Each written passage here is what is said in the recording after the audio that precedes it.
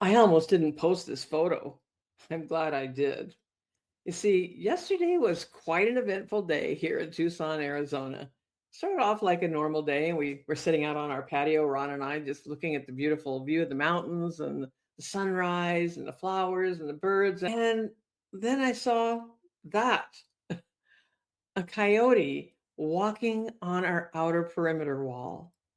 I just happened to have my phone sitting there, grabbed a couple of shots, and just feeling completely amazed that we'd seen this. Now we know we have wildlife on the property. We have wildlife cameras. We see lots of videos from at night when they're on the outside edge of our property, that type of thing. But this is the first time we've literally seen this very healthy looking mama coyote walking on top of our wall. What it did eventually is it stopped and it jumped down into our outer edge of our property. We have another set of walls between us and that, and went off and did her thing in the desert.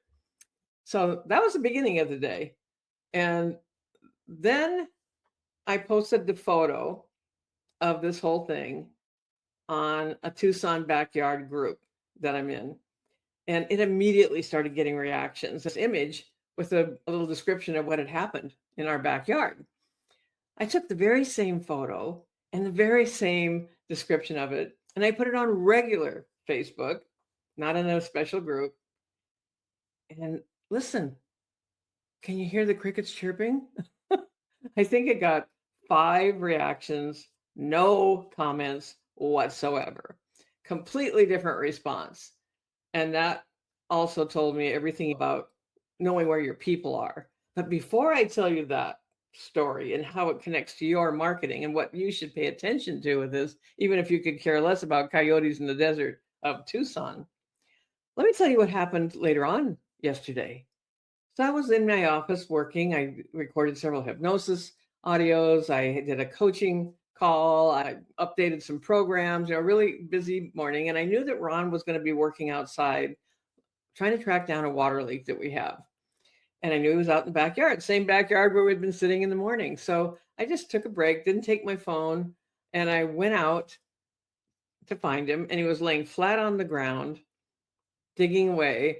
And we have like various kinds of mesh coverings on some of the drain holes in the wall to keep snakes out. And so he had to uncover it while he was digging. And I'm looking and I'm kind of kidding him like, oh, you left a little opening for the snakes. I look over to my right and there it was. Wildlife sighting number 2. Same day, same yard, a rattlesnake. Just laying there very well camouflaged. And my husband is legally blind and he could not see that snake at all and was just digging away. And as I'm standing there next to him, I just felt called to go see if he was okay. I spotted the snake.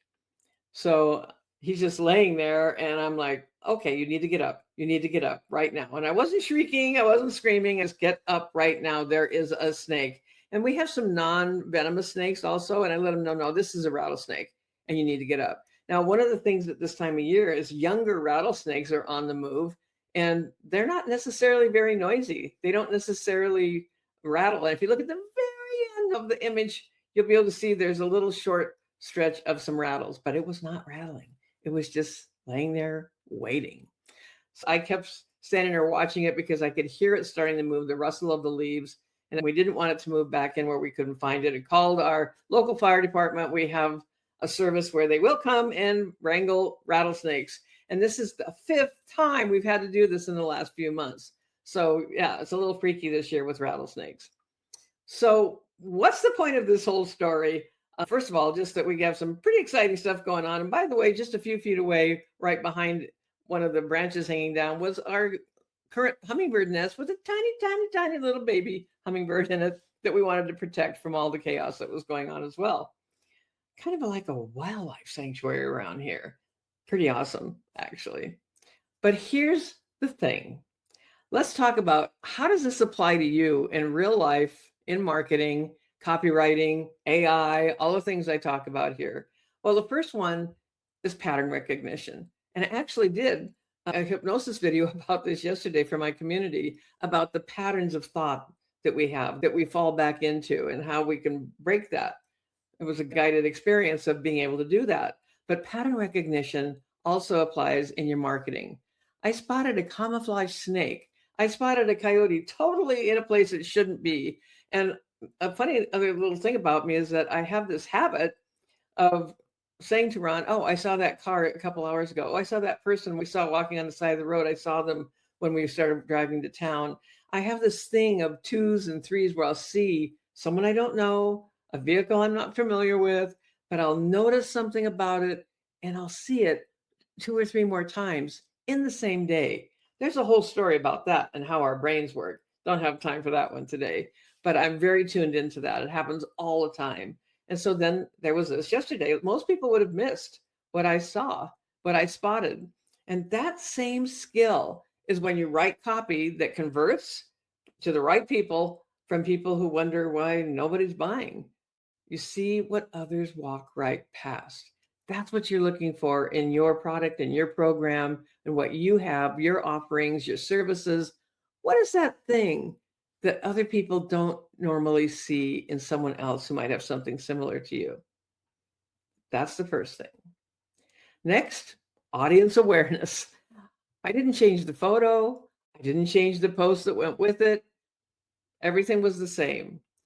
The backyard garden community of Tucson was full of people who cared exactly about that thing. They began reacting immediately, overwhelmingly. Then, on the other hand, regular Facebook community, just put it on my page, crickets chirping, chirp, chirp, chirp. I think by the end of the day, I had maybe 5 reactions, no comments, a real big who gives a rip, right? So you might just be in the wrong room with your messaging. It's knowing where your people are hanging out for your specific message and going straight to them with something you know is going to interest them, capture their attention, capture their interest. I have comments all over the place about this in the right room. And third, subconscious cues. Why did that image stop the scroll? What was it about that? Well, there was an element of danger. A lot of people commented on our pets. Do you have pets? This is very dangerous. Telling stories about coyotes that had encountered their pets. Drama. This is like, what's going to happen next? This thing's in the wrong place. It's one of these things is out of place. What is that captured attention? Having it being local to the right community that could relate to it immediately. It was real. It was primal. It happened in a moment. And because I was looking in the right direction and paying attention, I captured it. And that does hit something deeper. A lot of people commented on how beautiful the coyote was. A lot of people commented on how high they can jump. It triggered a lot of conversation. And I answered every single one. Some people wanted to know about the plants in the foreground. Some people noticed a little sculpture that's in the same image and asked me where I got it. There are a lot of different conversations that happen from that one image and very, very short story. So you don't need better content necessarily.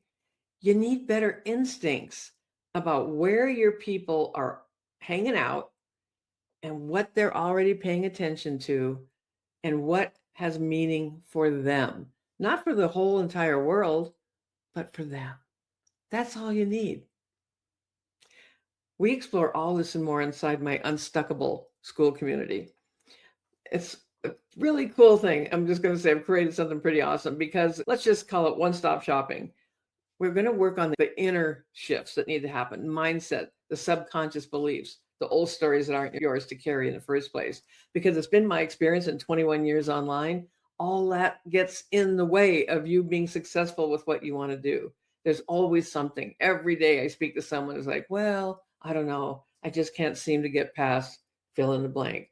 I don't know. I just can't seem to get things done because story about something they're not even meant to carry. It happens all the time to all of us. So that's the first part.